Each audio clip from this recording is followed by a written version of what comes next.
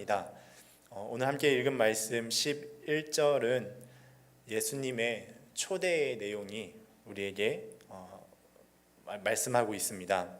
예수님께서 이 갈릴리 지역에서 하나님의 나라와 그 사역들을, 그 교훈들을 가르치시고 행하시고 계십니다. 그 무렵에 세례 요한이 이제 감옥에 있었는데 자기 제자들을 예수님께 보내서 정말 예수님이 구약에서 말한 그 메시아인지를 물어봐라 말했습니다. 그래서 예수님께서는 그들에게 하나님의 나라, 그 하나님 나라의 기적, 그 천국의 기적을 보여주시면서 내가 바로 그 구약에 예언되어 있는 메시아다라고 답변을 하십니다. 그러한 구속사, 그러한 구속의 맥락 가운데 하나님은 이 요한의 정체성을 사람들에게 알리고 또 자신에 대해서 말씀을 하고 있습니다.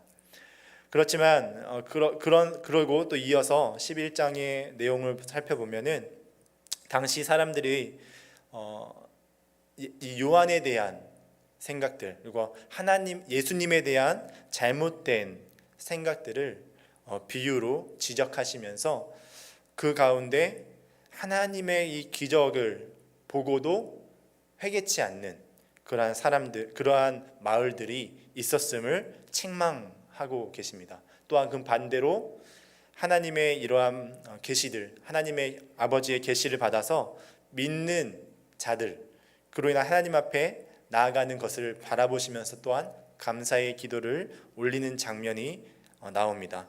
그리고 그 다음에 이어서 나오는 본문의 말씀이 오늘 우리가 읽은 28절부터 30절까지의 말씀입니다. 하나님이 그들에게 안식과 쉼으로 모든 사람들을 초대하고 계신 장면입니다.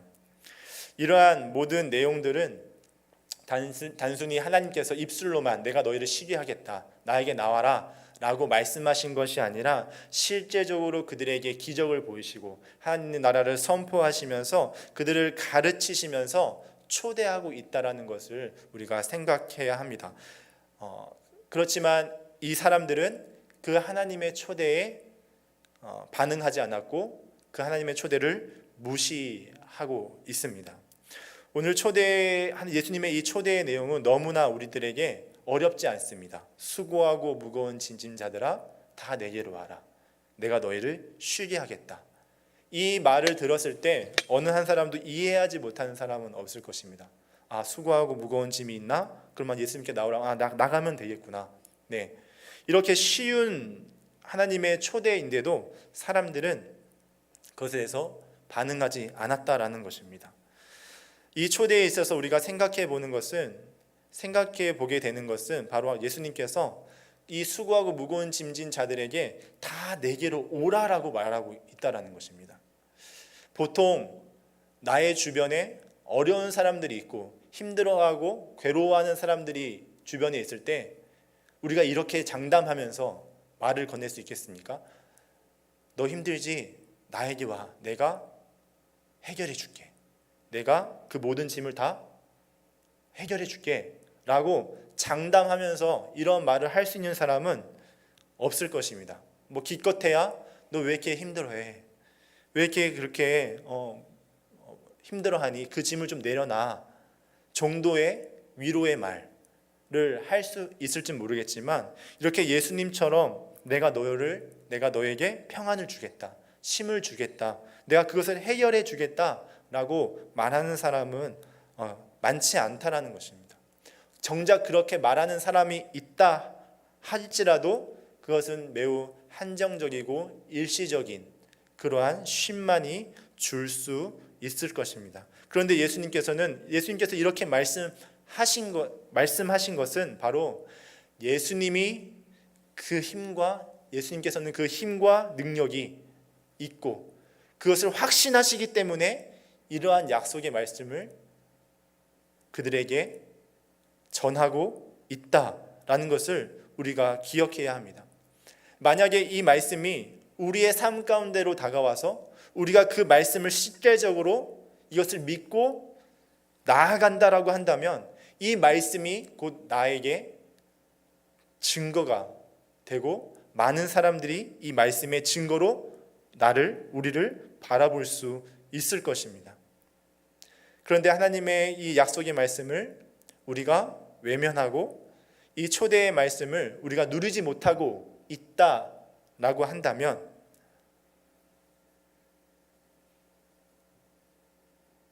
하나님의 이 초대에 참여하기 위해서 우리는 어떻게 해야 하겠는가라는 것입니다.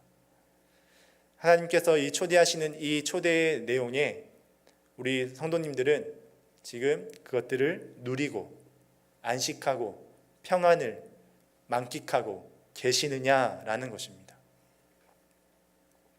먼저 우리가 이 본문의 말씀을 살펴볼 때에 생각해야 할 것이 있습니다. 그것은 바로 본문이 말씀하는 이 수고하고 무거운 짐의 정체를 알아야 합니다.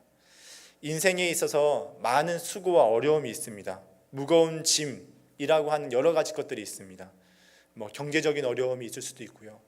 취업, 대학, 결혼, 자녀, 건강, 사업, 이렇게 눈에 보이는 현실들의 어려움들이 있을 수 있습니다. 또 눈에 보이지 않지만 우리를 괴롭게 하는 짐들도 있습니다. 불안과 초조, 두려움, 질투, 시기, 욕망, 갈등, 이렇게 우리 인간의 내면에서 작용하면서 우리를 괴롭게 하는 짐들이 있습니다. 근데 이것들은 서로 따로 작용하지 않습니다. 서로 하나가 되어서 우리 인생에 어려움과 고통들을 줍니다.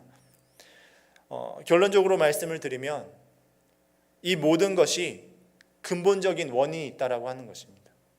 예수님께서 말씀하신 이 무겁고 수고로운 이 짐은 바로 죄의 짐입니다. 죄의 짐. 우리가 몇 주 전에 우리 교육자분들이 시리즈로 이제 하려고 했던 철로 역정을 잠깐 이제 맨 처음을 도입 부분을 보았었는데, 그 주인공인 이 크리스찬이 등에 잔뜩 무거운 짐을 지고 가다가 결국 십자가 앞에서 그 짐을 벗어 버립니다. 거기서 그가 지고 가는 이 짐이 바로 죄의 짐이었습니다. 이 세상에 많은 사람들이, 아니 모든 사람들이 이 죄의 짐을 지고 갑니다.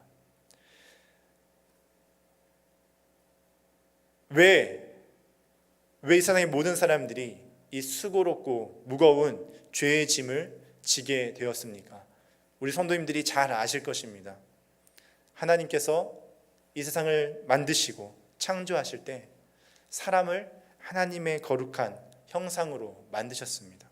그리고 하나님께서는 사람에게 생육하고 번성하고 온 땅을 다스리고 이 땅 가운데 충만해라, 그러한 사명을 주셨고, 사람은 그 사명을 받아서 그들이 살고 있는 에덴 동산, 하나님의 그 동산에서 하나님의 형상을 따라서 그 모든 것들을 이뤄가는 것이 그의 인생의 최고의 목적이며 최고의 즐거움으로 살아갔습니다. 그런데 그들 가운데 하나님께서 주신 한 가지 금지 명령이 있었습니다. 그것이 무엇입니까? 동산 중앙에 있는 선악을 알게 하는 나무는 절대로 먹지 말라라고 하는 금지 명령입니다.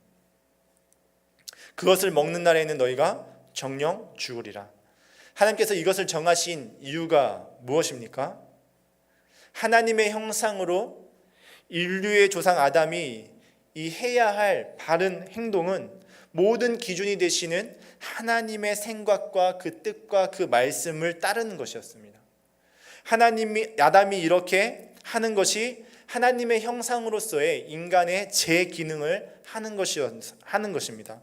근데 하나님께서 이것을 세우심으로, 이 금지 명령을 세우심으로 창조주 하나님과 피조물인 이 아담 사이의 이 구분, 내가 너에게 그 모든 것들을 주었지만 너희를 다스리고 통치하는 창조주는 나다. 이 명령을 통해서 이것들을 알게 하시고, 이 선악과를 통해서 아담이 하나님의 형상이고 하나님의 모든 말씀을 따라 만물을 통치하고, 그 가운데 하나님의 명령을 따라 이 모든 것들을 행해야 한다라는 것을 그들에게 보여주시기 위해서 그것을 만드셨습니다. 그래서 아담은 하나님께서 말씀해 주신 그 특별한 계시, 그 말씀, 절대 먹지 말라라고 하는 이 명령을 지켜야 했고, 그 지킴 아래 하나님께서 만들어 주신 그 모든 땅들을 다스리고 하나님의 그 사명들을 따라야 했던 것입니다. 그런데 그가 어떻게 했습니까? 그것을 어겼습니다. 그것을 어기고 하나님의 명령에 불순종했습니다. 만약에 하나님께서 그러한 명령을 하시지 않았다면 아담이 그것을 먹어도 큰 일이 나지 않았을 것입니다. 그렇지만 하나님께서 명령을 하셨기 때문에 그것은 그들에게 죄가 되고, 그것은 그들에게 하나님의 말씀을 어긴 하나님의 통치에서 벗어나려고 하는 그들의 모습을, 결과가 나타난 것입니다. 하나님의 형상으로 사는 것을 포기하고 자기들이 하나님과 같은 그러한 독립적인 존재로서 하나님과 같이 되기를 그가 결정했다라는 것입니다. 그로 말미암아, 이 죄로 말미암아 이 모든 인류 가운데는 이 죄에 대한 책임, 그리고 오염과 부패가 사람들의 마음 가운데, 그 삶에 들어오게 되었습니다. 그리고 하나님께서는 이렇게 그들에게 명령하였습니다. 너로 인하여 땅이 저주를 받고 그 땅은 내게 가시덤불과 엉겅퀴를 낼 것이다. 죄를 범한 사람뿐만 아니라 죄를 범한 사람이 가지고 있는 그 모든 자격들에도 죄에 대한 책임이 부과된 것입니다. 인류의 대표자인 아담의 이러한 죄의 결과로 인해서 모든 후손들이 그에 대한 죄에 대한 책임을 져야 하고, 하나님의 그 바르고 복된 관계가 단절되고 영적으로 죽고 죄와 사탄의 종으로서 전락해 버린 것이 우리 인생이 가지고 있는 죄의 짐입니다. 그래서 우리가 이 인생을 살아갈 때 인생고라고 하는 수고하고 무거운 짐들을 지고 살아갈 수밖에 없게 된 것입니다. 사람들을 딱 관찰해 보면 이 안타까운 이 죄의 짐, 인생고, 이 무거운 짐이 참 나타나는 양상들을 보게 됩니다. 그 죄의 짐이 우리 안에 있기 때문에 외부로부터 오는 그러한 부추김들, 그 죄의 부추김들, 유혹들로 인해서 우리에게 오기도 하지만 우리 안에서 평택 고덕신도시 중심에서 새로운 상가 우리 안에서 투자가 혼자 시작됩니다. 상상 속에서 남을 괴롭히기도 하고, 스스로가 괴롭기도 하고, 슬퍼하기도 하고, 감정이 복받쳐서 화를 내기도 하고, 그러면서 자기 자신을 그런 괴로움과 두려움 가운데 빠지게 하기도 하고, 또 불난집에 이제 부채질을 하듯이 주변의 사람들이 이 사탄의 도구로서 사용이 되어져서 우리들을 힘겹게 하기도 합니다. 이렇게 우리가 짊어지고 있는 이 인생의 짐들, 수고, 무거운 짐들, 이 짐의 원인과 그 결과들, 그 모습들을 짧게 우리가 나눴습니다. 우리 성도님들은 이것을 들으시면서 무엇을 느끼십니까? 수고하고 무거운 짐은 인생이 시작된 순간부터, 인생이라는 것이 시작되는 그 순간부터 피할 수 없는 것임을 우리들이 알게 됩니다. 내가 지고 싶으면 지고 지기 싫으면 지지 않는 그러한 것이 아니라 내가 피하고 싶어도 피할 수 없는 것이 이 수고하고 무거운 짐, 죄의 짐이다라는 것입니다. 그런 인생 가운데 오늘 예수님께서 그리스도 자신 안에서 그 모든 짐을 맡기고 그가 지기 쉬운 멍에를 맬 때, 그 모든 짐을 내려놓을 때 참된 쉼과 평안을 얻을 수 있다라고 말씀하고 계십니다. 그렇지만 많은 사람들이 각자 자기의 방법대로 이 평안을 찾고 있습니다. 예수님을 믿고 안 믿고는 둘째고 일단 자신의 삶에 어떠한 방법을 찾아내서 이 평안을 얻으려고 한다라는 것입니다. 왜냐하면 그렇게라도 그 평안을 찾지 않으면 이 힘든 세상을 살아갈 수 없기 때문에 그렇습니다. 믿는 자이든지 믿지 않는 자이든지 우리가 일반적으로 이 세상을 살아가면서 나에게 평안을 주는 것들을 찾게 됩니다. 인간 관계에서 안정을, 평안을 추구하고 싶은 사람들은 많은 인맥들을 쌓습니다. 그래서 그 사람들로 말미암아 그 평안과 안정을 얻으려고 합니다.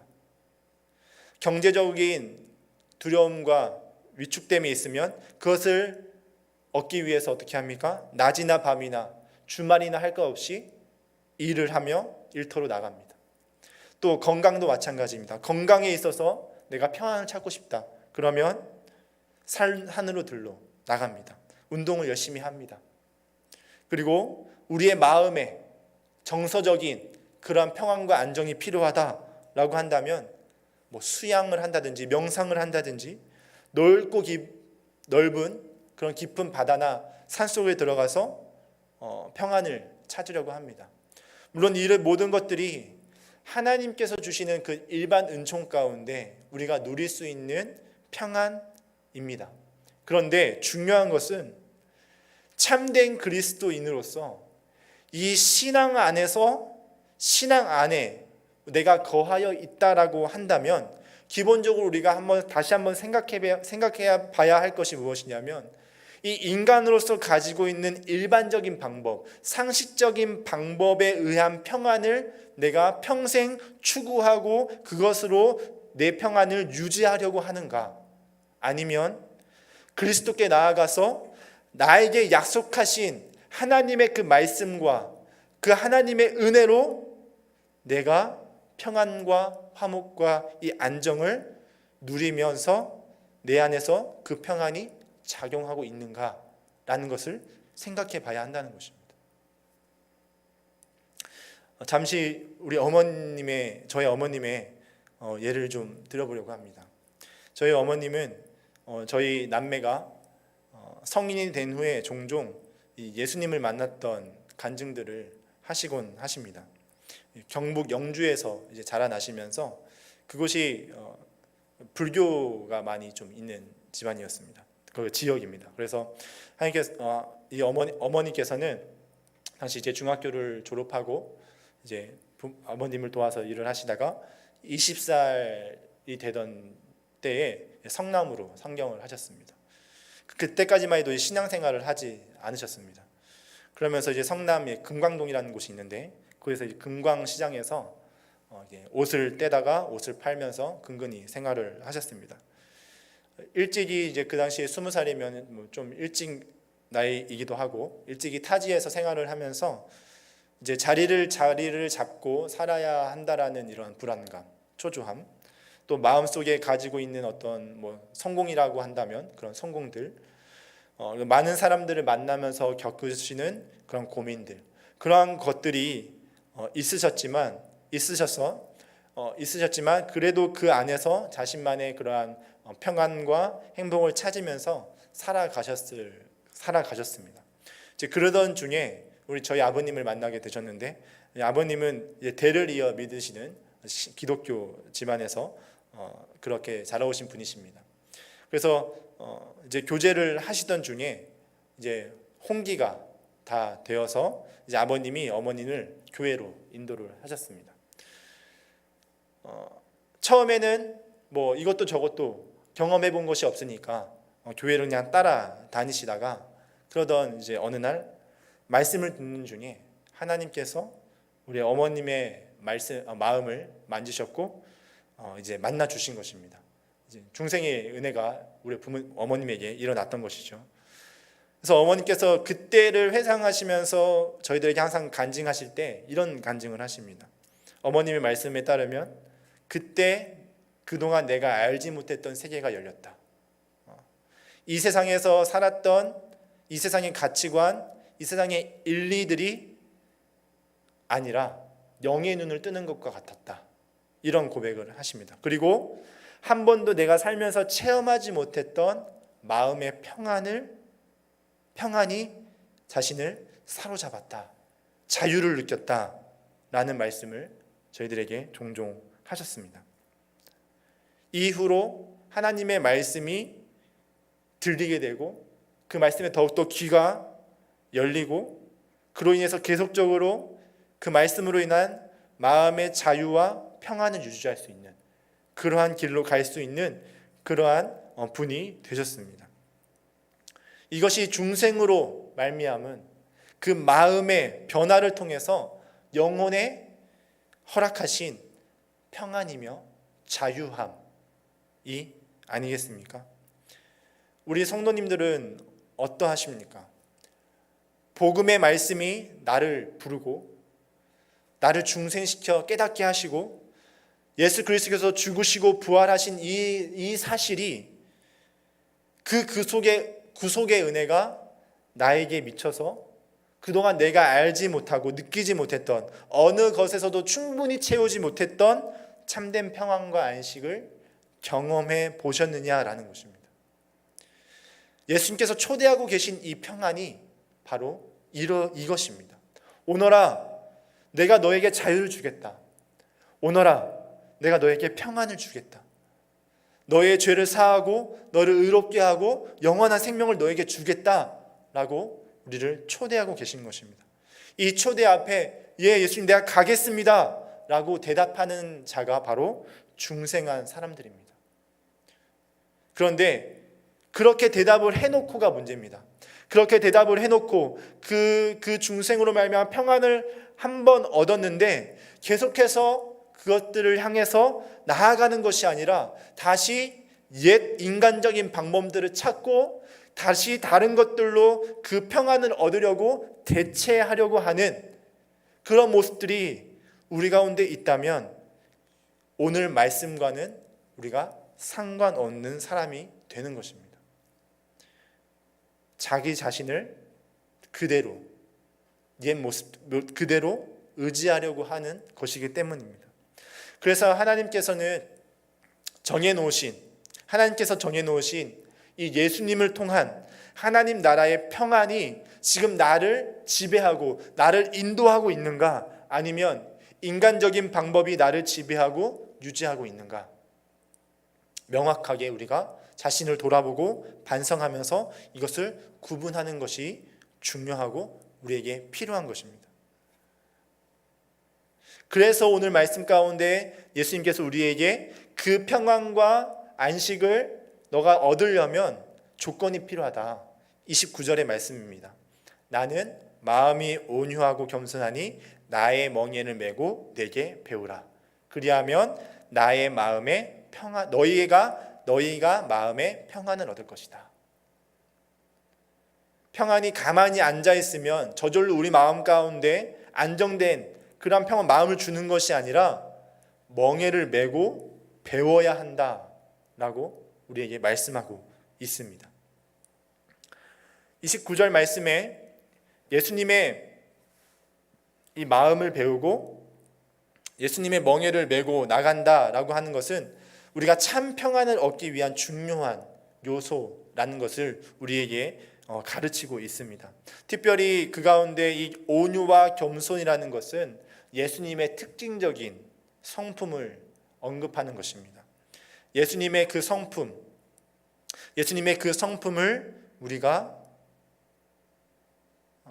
본받아서, 아니 예수님께서 그런 온전한 성품과 그 온전한 성품들을 얻는 방법을 예수님으로부터 우리가 배워야 한다라는 것입니다. 내가 예수님의 그 온유하고 겸손한 성품을 가지려면 예수님을 통해서 배워야 한다라는 것을 우리에게 말씀하고 있습니다. 잘 아시는 것 같이 여기 나오는 이 멍에라는 것은 이제 농사를 할 때 두 짐승의 어깨에 나란히 메어서 함께 그것을 일하게 하는 장치입니다.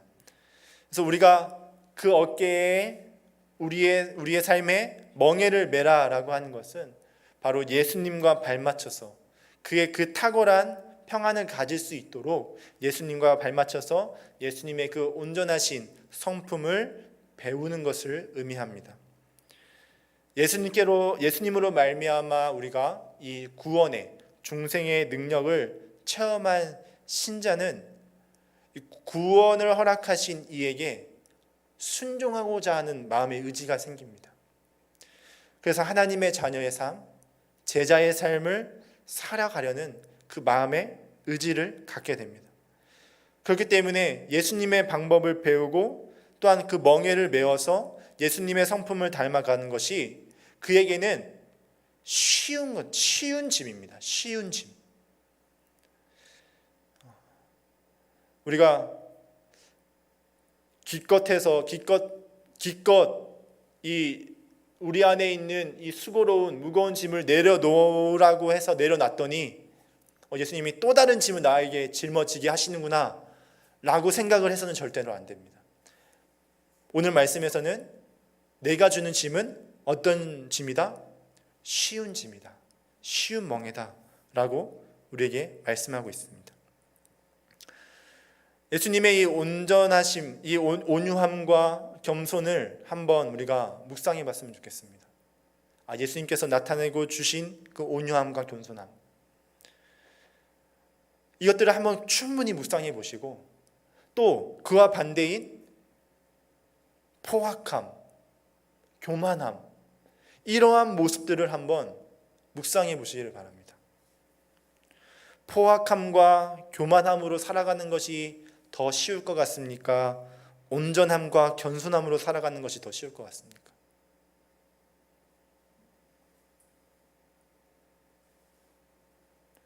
온전함과 겸손함이 더 쉽습니다. 예수님의 멍에가 바로 그러한 쉬운 멍에라는 것입니다. 당시 이 서기관들과 바리새인들의 위선적인 모습, 자기 의에 대한 모습을 보았을 때도 우리가 느낄 수 있는 것이 예수님은 그들을 향해서 아주 혹독한 혹평을 하시고 또 그들에게 오만한 그런 종교적인 모습들, 그런 특권의 자리를 차지하려고 하는 것, 엘리트적인 그런 칭호들을 얻으려고 하는 그런 모습들을 보면서 정죄하셨습니다. 그리고 그들의 삶을 보더라도 우리가 그들의 삶에 평안한 삶이구나, 저게 참 평안한 삶이구나 라는 것을 찾아볼 수가 없습니다. 질투와 시기, 분냄, 노함, 그 모든 속에서, 그것들 속에서 살아가고 있는 모습을 우리는 그들의 삶을 통해서 볼 수가 있습니다. 예수님의 멍에를 지는 것은 이러한 바리새인들이 걷는 이런 율법주의적인 이런 억압된 짐이 아니라 자유와 평안을 얻을 수 있는 쉬운 짐이다라는 것입니다. 문제는 내가 지금 그 짐을 지고 있느냐라는 것입니다. 예수님 앞에서 이미 나의 모든 수고로운 짐들을 다 드리고 하나님 말씀이신 그 평안을 내가 얻고 있느냐라는 것입니다. 그렇기 때문에 우리에게 마지막으로 요구하는 것이 바로 내게로 나오라라는 말씀입니다. 내게로 나와라. 내게로 나와라. 하나님의 그 인도하심 속에 우리 신자가 의지적으로 발동을 해야 합니다. 반응을 해야 합니다. 그냥 자리에 앉아서 하나님께서는 우리를 초청하고 계시지만, 예수님께서는 우리를 초청하고 계시지만 우리가 그냥 자리에 앉아서 왜 오라고 하는가?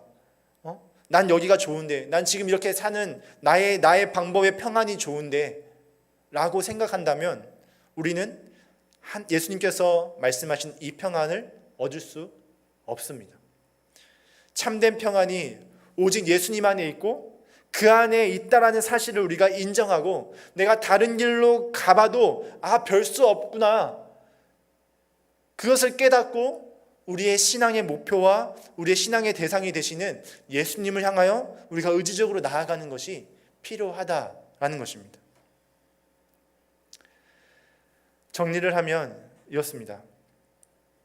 수고하고 무거운 짐진 자가 예수님께 나아가려면 먼저 자기 자신의 이 수고하고 무거운 짐이 내가 지고 있다는 것을 자각해야 합니다.